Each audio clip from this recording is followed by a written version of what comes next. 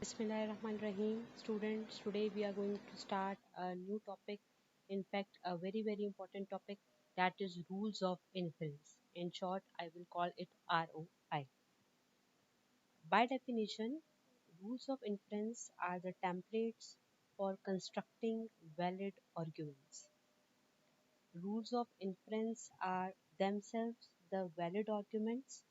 They are used to construct more complex valid arguments, right?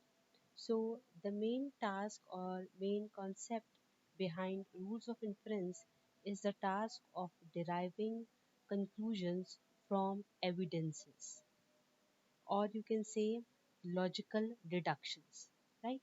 Whenever we talk about some evidences, right?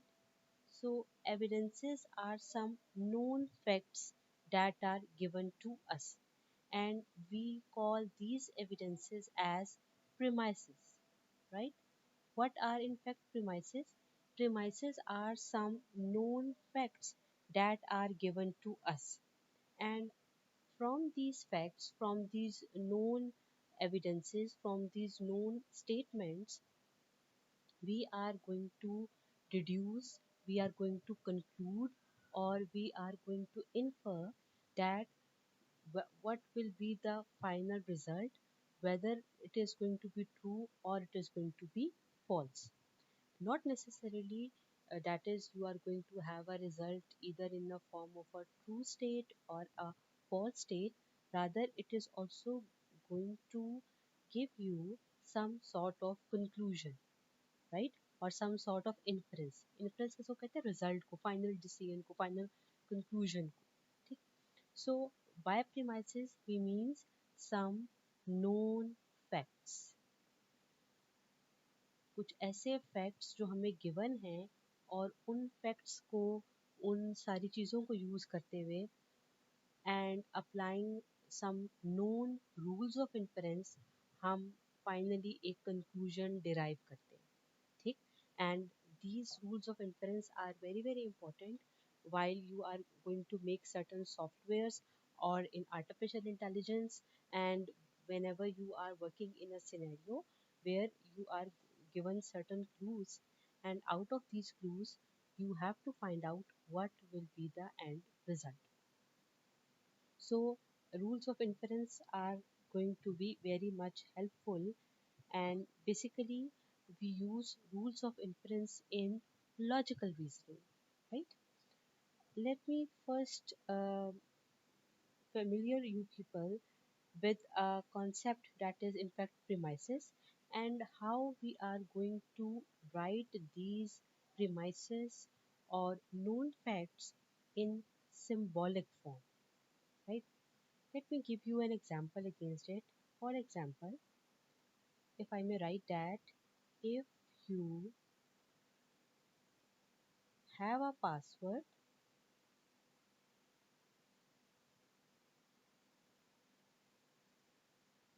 then you you can or you log on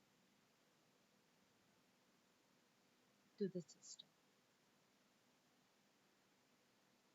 ठीक पहली important चीज़ कि यहाँ पे आपने जो form use की है that makes use of two special words, that is if then, right?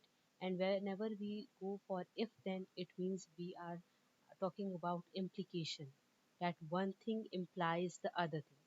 ठीक now how to find out premises and how to represent them symbolically.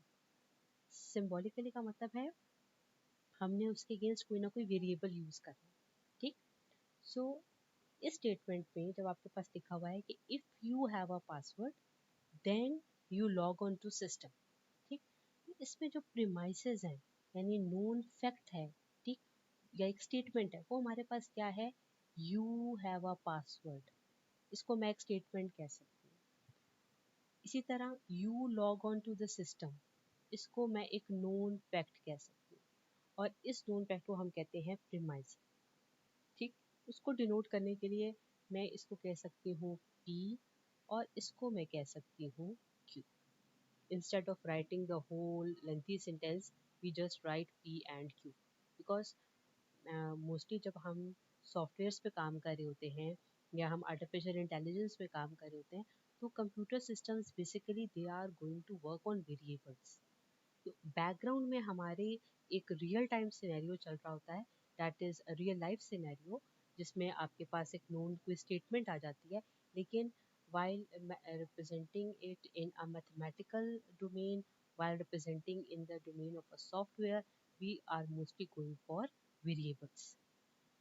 So now onwards हम एक given real time sentences को या अपने known facts को हम represent करेंगे in terms of variables.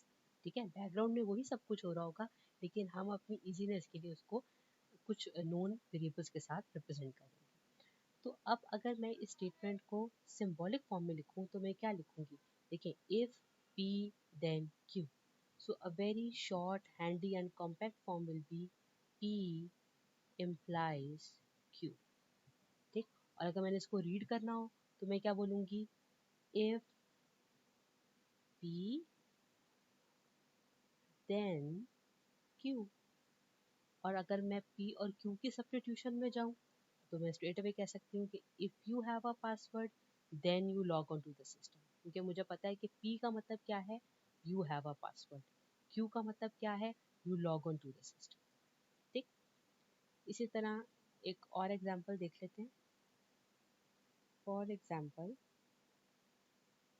If it rains, right, if it rains then I will get wet. ठीक. अच्छा, ये ज़रूरी नहीं है कि हर दफ़ा आपको इफ़ देन के फॉर्म में आए, आपको दो कंसेक्टिव स्टेटमेंट्स भी मिल सकती हैं. चलिए पहले मैं इसको एक्सप्लेन करती हूँ, फिर हम उस तरफ जाते हैं कि वो एक सिंपल स्टेटमेंट कैसे हो सकती है. अगेन यहाँ पर भी इम्प्लीकेशन आई है, और कैसे पता चला मुझे कि इम्प्लीकेशन है? क्योंकि इफ़ देन यूज़ हो रहा है. ठीक. Again, what is the premise here? It rains. ये एक स्टेटमेंट है ना, तो ये क्या हो गया? P. Sorry, I should write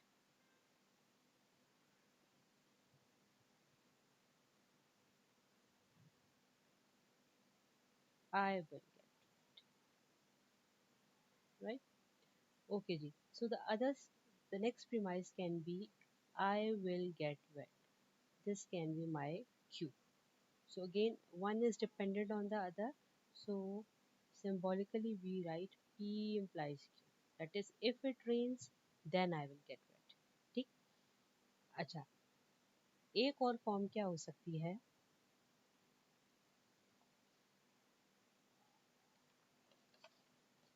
For example, let me have another example here. Randy works hard.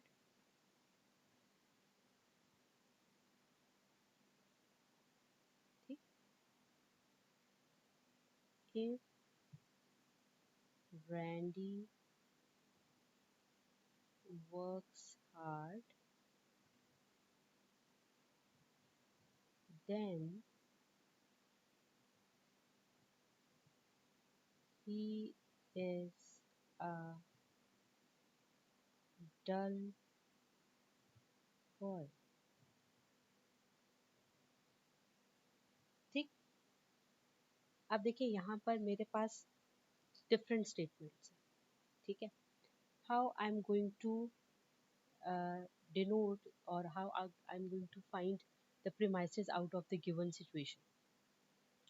Let me first mark those premises.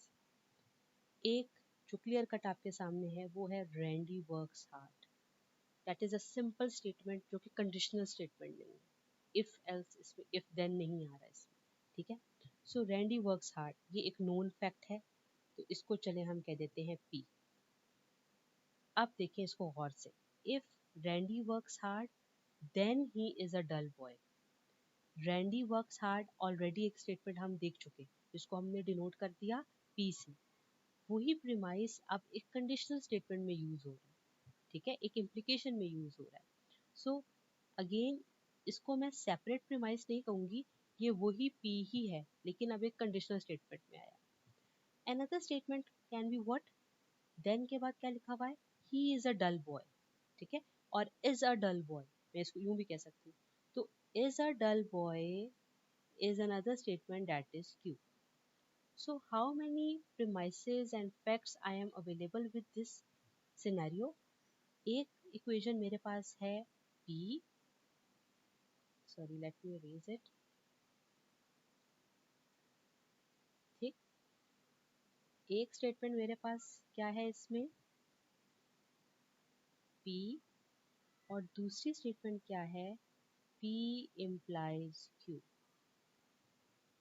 इस चीज को बहुत अच्छे तरीके से समझिएगा। मैंने अपनी नोन फैक्ट्स को अपने सामने लिखा है जो ट्रू हैं, जो एग्जिस्ट कर रहे हैं। नोन फैक्ट का मतलब क्या हुआ, एक ऐसी चीज जो हकीकतन एग्जिस्ट कर रही है।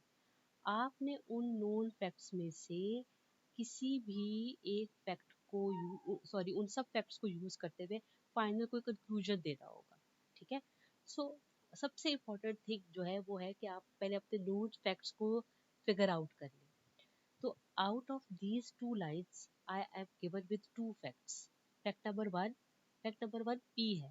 क्या है उस P का मतलब कि रैंडी वर्क्स हार्ड, रैंडी एक बॉय जो कि मेहनत करता है, ठीक। दूसरा फैक्ट मेरे पास है P implies Q, यानी कंडीशनल है, इम्प्लीकेशन आ रही है। क्या किस चीज की इम्प्लीकेशन, कि इफ P ट्रू है तो Q एग्जिस्ट कर रहा है, ठीक है। यानी कि if Randy works hard then Q means he is a dull boy. So out of these statements I can find some conclusion. Up the most important thing or the question here is that how to find the conclusion. जैसे भी तो मैं बोल रही हूँ कि आपके पास statements है, आपने उससे कोई ना कोई इन्फर करना है, कोई ना कुछ कंक्लूड करना है। तो the method, the way, how to find a conclusion, how to find an inference out of the given facts, that is basically rules of inference. Rules of inference कुछ हमारे पास नोन मेथडोलॉजीज हैं, known facts हैं, जिनको use करते हुए हमारा काम आसान हो जाता है in order to reach a conclusion. अब इसमें सबसे इम्पोर्टेंट पॉइंट क्या है कि whenever premises are true, true होने का मतलब ये कि एक चीज एग्जिस्ट कर रही है। जैसे अगर मैं लिखती हूँ, मैंने सिंपल P लिखा यहाँ पे, तो ये P ट्रू है। ट्रू क्यों है, क्योंकि ये हमें नोन फैक्ट पता है कि रैंडी वर्क्स हार्ड, ठीक। इसी तरह P implies Q भी ट्रू है, क्यों, क्योंकि ये हमें फैक्ट दिया गया था, वहीं से मैंने उस चीज को लिखा है। So the most important point that you people should note is that whenever premises are true, यानी जब भी ये प्रीमाइसेस नोन फैक्ट्स ट्रू होंगे, कंक्लूजन मस्ट बी ट्रू, ठीक। यानी अगर let me show it here, if this P is true, if this P implies Q is true, तो इसका जो फाइनल एक कंक्लूजन आएगा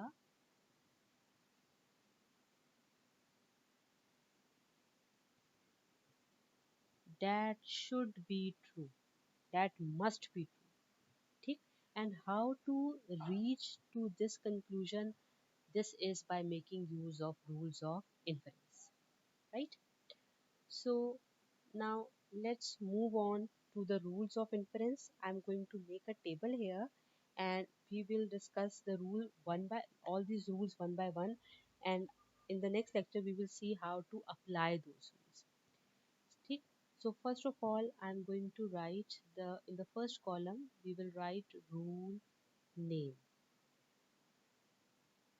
Then comes the rule of inference, and finally tautology, right. एक symbolic statement हमारे पास होगी उस rule के अगेंस्ट, और आप ये अपने माइंड में रखेंगे कि टोटोलॉजी का क्या मतलब है, एक नोन फैक्ट, ऐसा फैक्ट जो हमेशा ट्रू है, यानी मैं जो भी चीज़ यहाँ पे लिखूंगी वो एक नोन फैक्ट होगी, ट्रू स्टेटमेंट होगी, उसको हम फॉल्स क्लेम नहीं कर सकते, ठीक। Now, first rule that I'm going to write here, most commonly used rule and very, very important rule. The rule name is modus ponens. That is a Latin word which is also called law of detachment. ठीक? Modus ponens rules क्या claim करता है?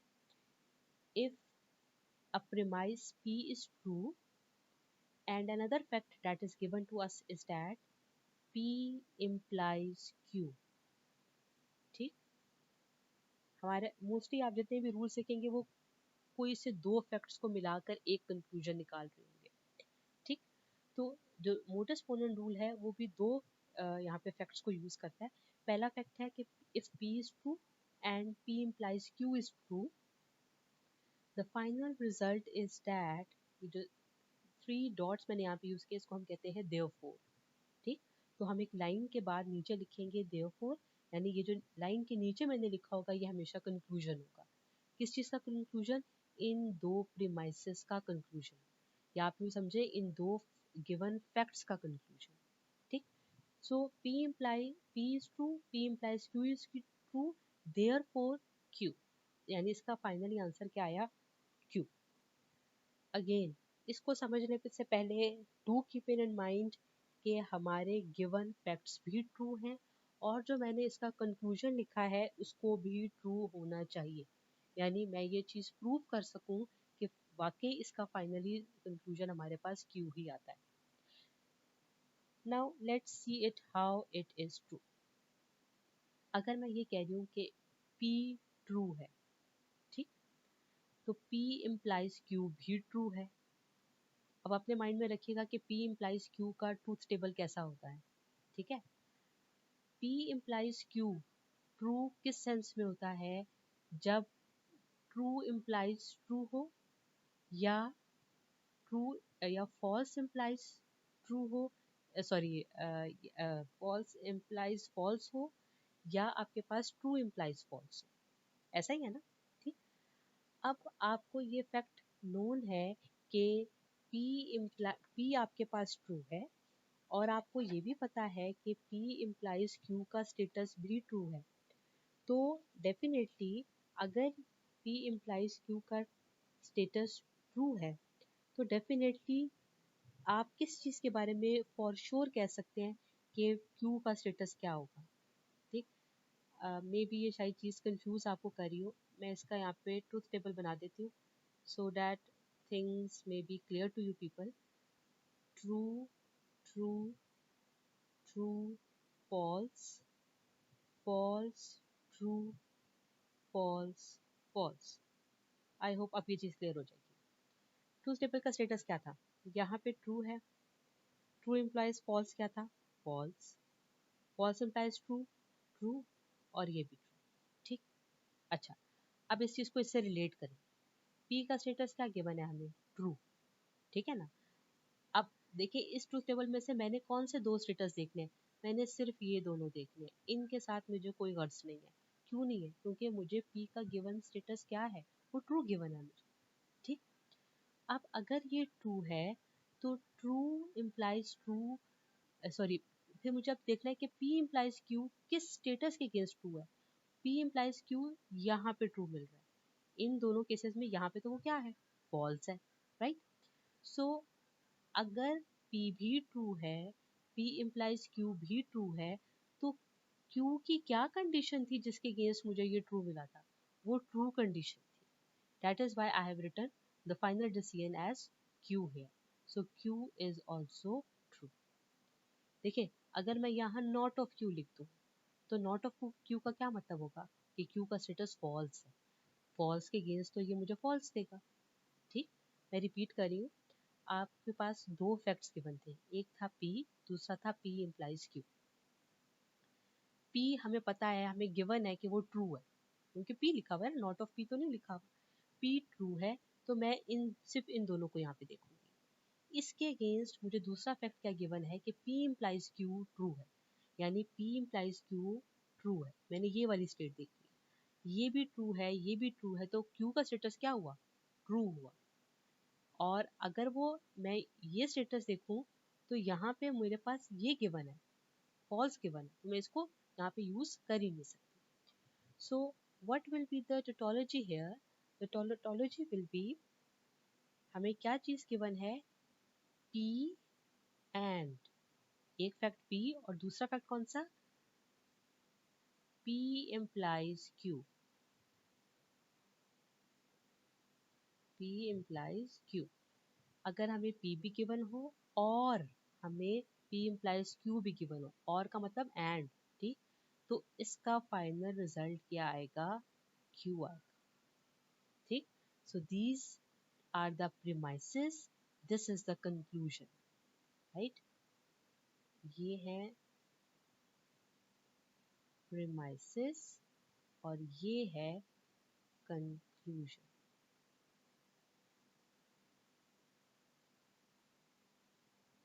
ठीक, okay जी, अब इसको erase कर देते हैं और नेक्स्ट के ऊपर मूव करते हैं. ओके जी, second law is also very important and commonly used, that is modest tolerance. Modest tolerance rules क्या क्लेम करता है?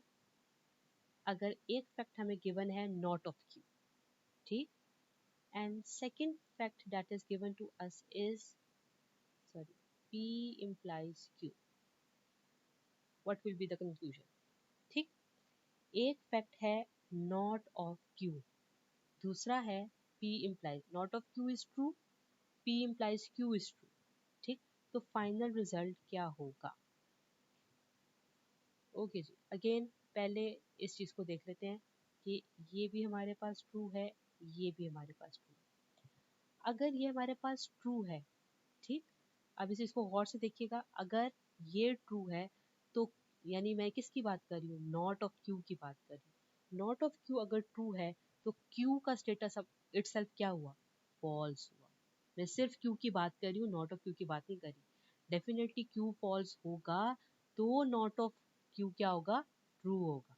ठीक, अब यहाँ आ जाए, P implies Q, ठीक है, P implies Q गिवन के Q हमें पता है कि फॉल्स है, ठीक है, और हमें ये भी पता है कि P implies Q ट्रू है. तो मैं P ऐसा क्या पुट करूं कि दिस implies false ट्रू है. अगेन ट्रूथ टेबल अपने सामने रखें तो आपको पता चलेगा कि अगर आप P को फॉल्स रखें तो false implies false is true. अभी जो मैंने ट्रूथ टेबल बनाया था उसका फाइनल लाइन जो थी वो क्या थी कि फॉल्स implies false क्या है? ट्रू है. ठीक, तो अगर हमें ये पता है कि Q का स्टेटस फॉल्स है और हमें ये भी पता है कि P implies Q ट्रू है, तो अननोन चीज हमारे लिए क्या रह गई? P का स्टेटस रह गया. तो P ऐसा क्या हो कि जिसके अगेंस्ट हमें P implies Q ट्रू मिले, यानी P implies false हमें ट्रू मिले, तो डेफिनेटली P को false होना चाहिए. सो हमारा फाइनल कंक्लूजन क्या हुआ कि नॉट ऑफ P. ये मतलब हुआ ना, P के false होने का मतलब क्या है? Not of P. क्योंकि P false होगा तो उसका नॉट ट्रू होगा, क्योंकि कंक्लूजन को भी ट्रू होना चाहिए. सो टोटोलॉजी इसके अगेंस्ट क्या हुई? Not of Q and P implies Q implies not of P. ये पूरी चीज हमारे पास है जो कि इम्प्लाई कर रही है इस चीज को. ठीक, again this one is the premises and finally that is the conclusion. Now moving on to the third rule, that is known as hypothetical syllogism.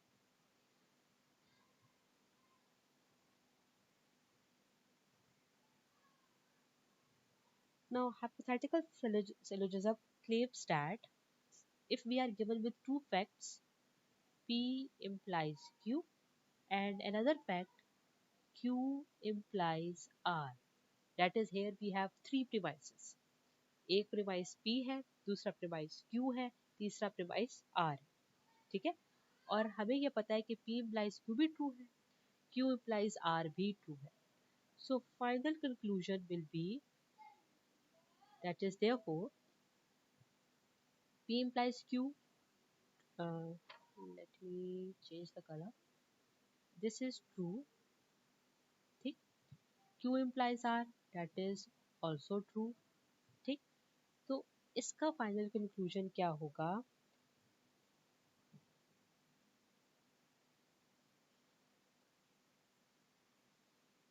P implies R.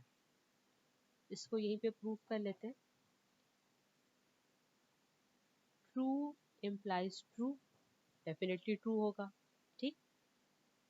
True implies true भी definitely क्या होगा? True. तो इसका मतलब है कि P implies R को अगर मैं लिखूं तो मुझे पता है कि P का स्टेटस भी ट्रू था, R का स्टेटस भी ट्रू था, तो ट्रू implies ट्रू भी डेफिनेटली क्या होगा? ट्रू ही होगा. यानी हमारा फाइनल कंक्लूजन भी ट्रू होगा.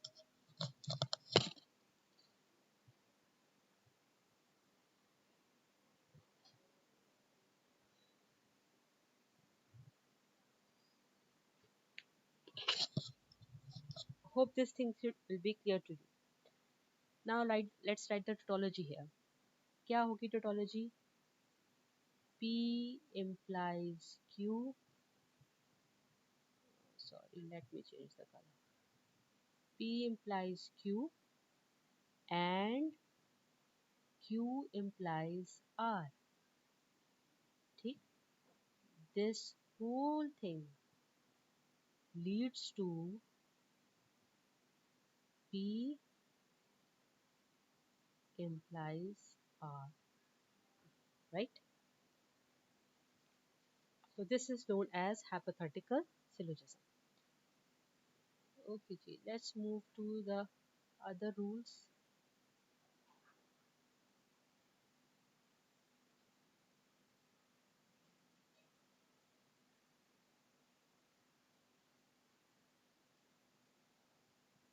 All these rules should be on your fingertips.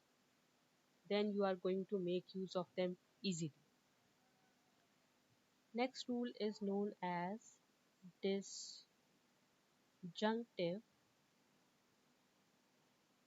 syllogism.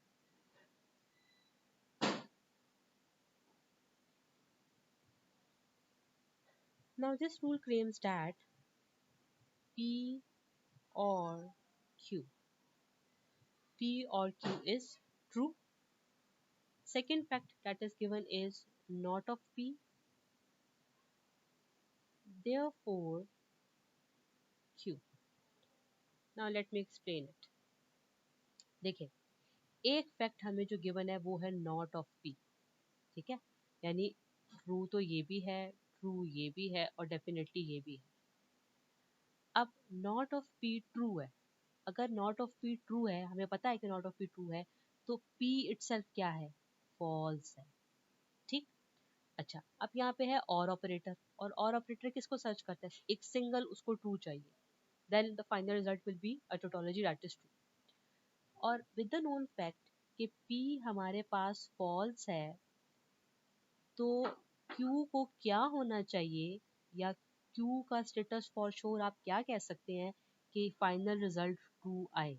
Definitely Q को ट्रू होना चाहिए. इसलिए हमने क्या लिखा? Therefore Q. मैंने नॉट Q नहीं लिखा. नॉट Q का मतलब क्या होगा? कि Q इटसेल्फ क्या है? फॉल्स है. ठीक. सो अगर हमें P और Q में से कोई भी एक स्टेटमेंट ट्रू है और हमें ये पता है कि P हमें फॉर श्योर पता है कि वो फॉल्स है, तो इसका मतलब क्या हुआ कि P और Q किस कंडीशन के अकॉर्डिंगली ट्रू हुआ होगा? वो सिर्फ उस सूरत में ट्रू हुआ होगा क्योंकि Q ट्रू है. ठीक. या जब Q ट्रू होगा. So what will be the topology here? P और Q and not of P. This is going to implies Q. Okay ji. Now next is disjunctive addition. Disjunctive addition. Disjunctive addition क्या claim करती है? If P, हमें एक ही fact given है जो कि है P, So the final result can be P or Q.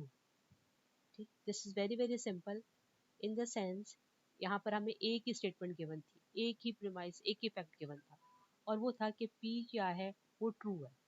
ठीक है, तो अगर हमें पता है कि P ट्रू है, ठीक है, तो उस P को, यानी आप समझते हैं आप P इटसेल्फ एक टोटोलॉजी हो गई जिसका स्टेटस हमेशा ट्रू है, उसको मैं किसी भी और प्रीमाइस के साथ, किसी भी और वेरिएबल के साथ और कर दूं, तो भी मुझे फैक्ट हमेशा क्या मिलेगा, ट्रू ही मिलेगा। आप इसको यूं भी लिख सकते हैं, ज़रूरी नहीं कि मैं क्यू यूज़ करूं, यानी अगर मुझे P गिवन था, देयरफॉर P और R, यूं भी लिखा जा सकता है। ठीक है, यानी उसको मैं किसी के साथ भी और करवा दूं, यानी और इसीलिए इसको डिसजंक्टिव एडिशन कहा जाता है, क्योंकि एडिशन बेसिकली और ऑपरेटर एडिशन को रिप्रेजेंट कर रहा होता है। ठीक है, तो आपने एक टोटोलॉजी को किसी के साथ भी और कर दिया, दिस इज फॉर श्योर कि आपको हमेशा क्या मिलेगा, ट्रू ही मिलेगा। ठीक है, तो हम इसकी टोटोलॉजी क्या लिखेंगे, सिंपल P implies P और anything that is for example P और R लिख दे, P और W लिख दे, कुछ भी लिख सकते हैं इसमें। Next one is the simplification rule. What is a simplification rule? Here again we are given with a single fact P and Q.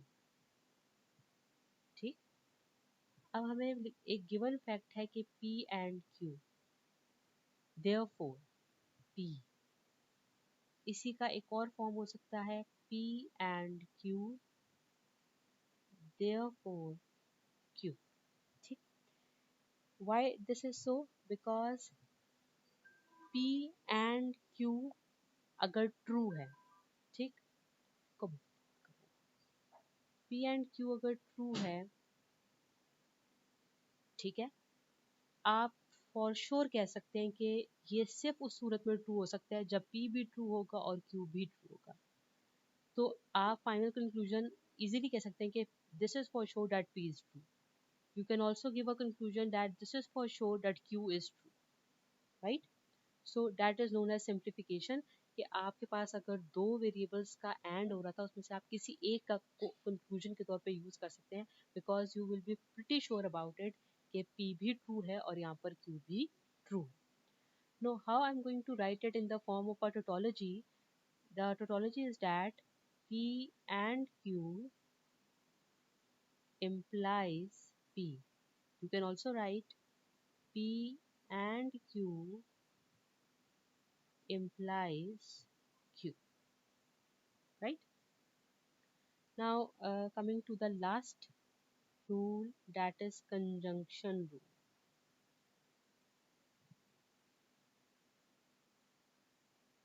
Conjunction rule claims that P और Q, हमें दो फैक्ट्स गिवन है, P भी और Q भी, therefore P and Q।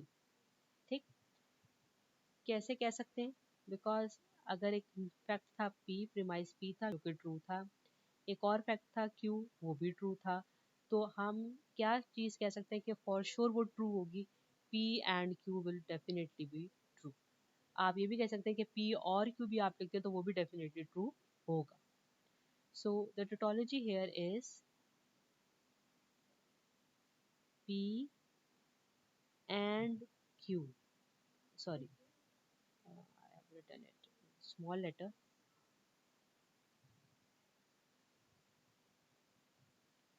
P and Q, right.